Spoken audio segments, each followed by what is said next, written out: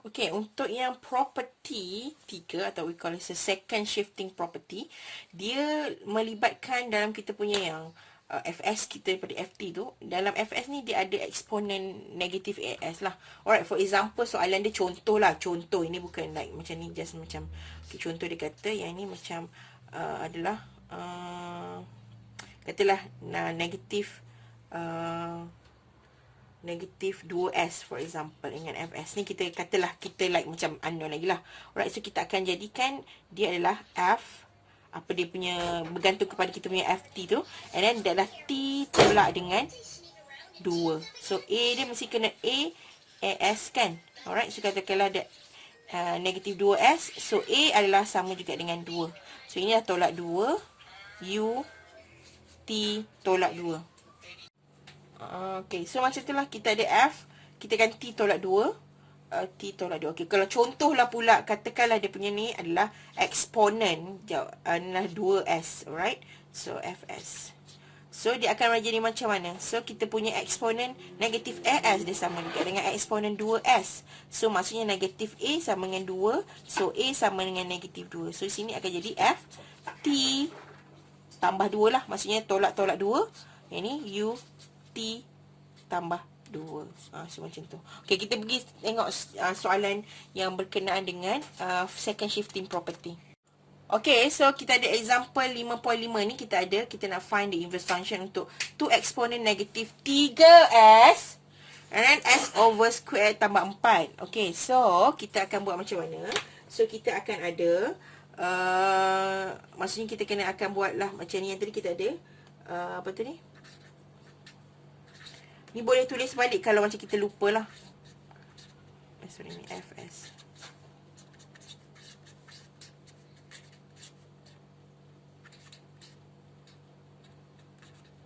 Okay, so kita akan buat macam ni. So kita akan tengok daripada kita punya equation tu, kita punya ni, kita akan keluarkan daripada ni.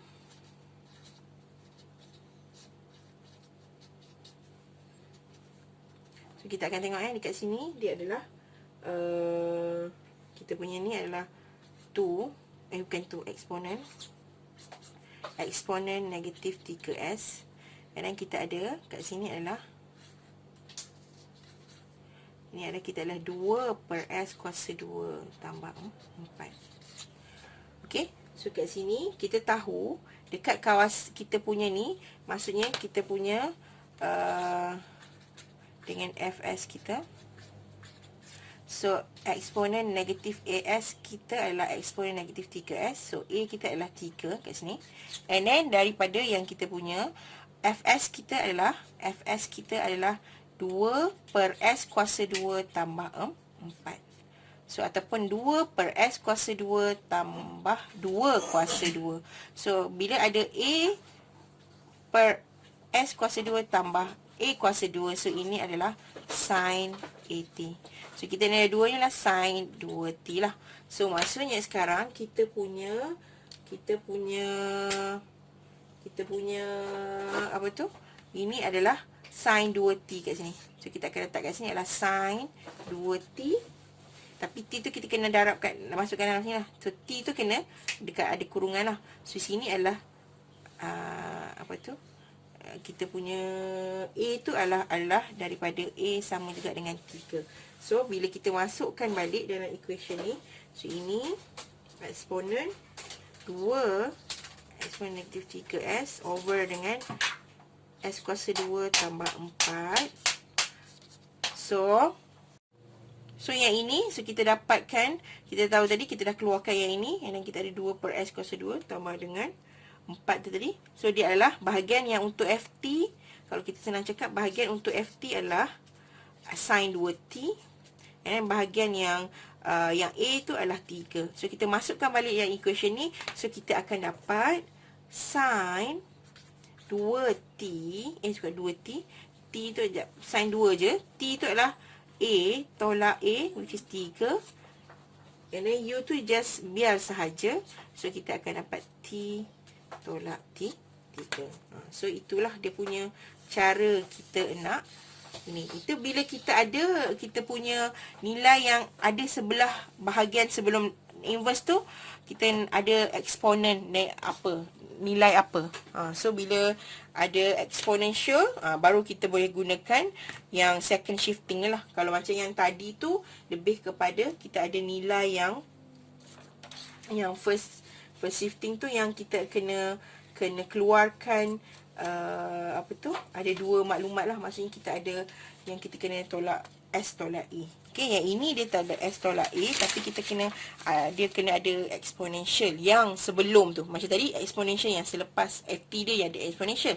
Macam sekarang ni dia punya yang sebelum inverse tu dia adalah ada exponential. Okay, so kita tengok soalan yang related ataupun example yang related untuk second shifting ni.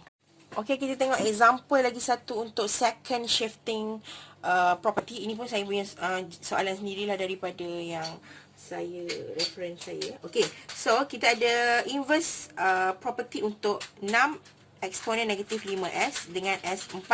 So, kita punya ni lah. So, kita akan keluarkan. Kita tengok balik yang ni. Ni jadikan U as a reference. So, ni S, ni F, S.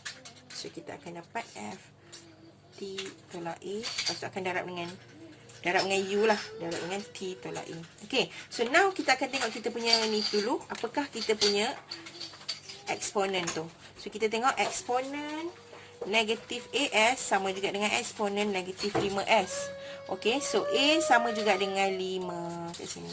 So, kita akan tahu dia punya tu adalah A dia adalah 5 lah kat sini. Maksudnya dia akan T tolak 5.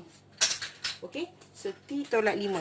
So yang ini kita tahu bila kita keluarkan balik. Kita keluarkan dulu eksponen negatif 5S. Okey, so ni 5S. So kita akan keluarkan dia. Maksudnya kita asingkan dia lah. So ini akan dapat 6 dengan S4. Okey, so kalau kita tengok kat sini apa dia? So apa dia yang kita tengok ni? Kalau ini adalah sama juga kan dengan kita punya N factorial Sn plus 1. So, yang itu maksudnya 6 dengan S4 ni boleh kita gunakan yang untuk N factorial dengan Sn tambah 1. So, N tambah 1 adalah 4. So, N adalah 3. And then, kita punya N factorial adalah 3 factorial dengan S kuasa 4 lah. So, kalau kita letak kat sini, dia adalah umpamanya ini adalah yang ini.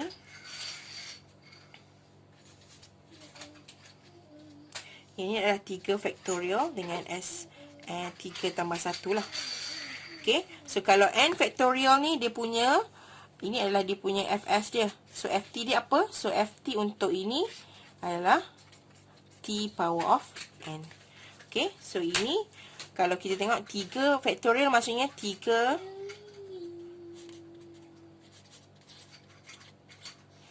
5S 3 darab 2 darab 1 dengan S kuasa 4 lah. Okay, so yang ini samalah juga dengan kita punya maksud dia adalah sama dengan T power of N. So, T power of N. So, N kita adalah T power of N. T power of N, N adalah 3. So, maksudnya kalau kita ada kat sini, maksudnya dia adalah apa yang kita dulu F T tolak 5. So, energi T tolak 5. Okay. So, FT kita apa? FT kita adalah, so, FT untuk ni adalah T power of N. T power of N, so, maksudnya T power of N. N adalah 3. And then, kita akan darabkan dengan ini akan ada lagi lah. T power of N. And then U, maksudnya inilah U T tolak 5. Tapi yang ini kita kena kembangkan dulu. Nak tak habis lagi kat cerita kat sini. So, maksudnya bahagian sini kena complete yang daripada Tn tu. So, ni adalah sama dengan T tolak 5 kuasa 3 darab dengan U T tolak 5. Okay, so itu cara dia lah. Okay, so dia punya answer dia. Kalau yang untuk ni, kita ada eksponen negatif 5S 5S dengan S kuasa 4. So, samalah juga dengan T tolak 5 kuasa 3 darab dengan U T tolak 5. Okey, ni untuk yang Ada banyak lagi contoh. So, nanti kita akan discuss lagi dalam tutorial untuk part yang ini sahaja. So, saya nak you all fahamkan dulu untuk yang first dulu dengan second punya shifting property ni. Sebab dia adalah macam inverse daripada yang kita belajar daripada yang Laplace transform tu dulu. Okay? Thank you.